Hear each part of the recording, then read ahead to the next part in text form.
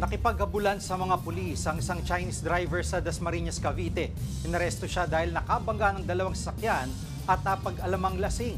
Nasa frontline balita kaya si Dave Abuel.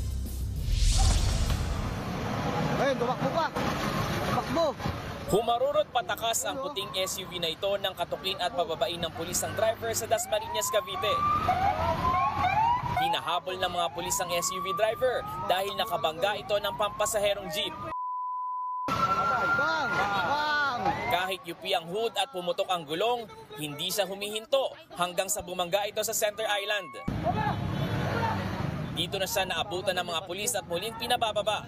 Bumaba naman ang driver na isa palang Chinese national. Dahil sa impact, lalong nayupi ang hood ng kanyang SUV. Napasag din ang bahagi ng sementadong Center Island. Habang tumatakas, nakabangga pa pala ang dayuhang driver ng isa pang SUV. Malakas po sir kasi lumagabog sir ang likod ng sasakyan ko sir eh. Umatras siya tapos lumiko ulit, tumakbo ulit siya. Pagdating po dun sa sa pag-iimbestiga po, under the influence of liquor, itong driver po ng SUV. Sinubukan ng News 5 na hinga ng panayam ang inarestong driver pero tumanggi na siya. Nakakulong na ang dayuhan at mahaharap sa reklamo reckless imprudence, resulting in damage to properties at paglabag sa Anti-Drunk Driving Act.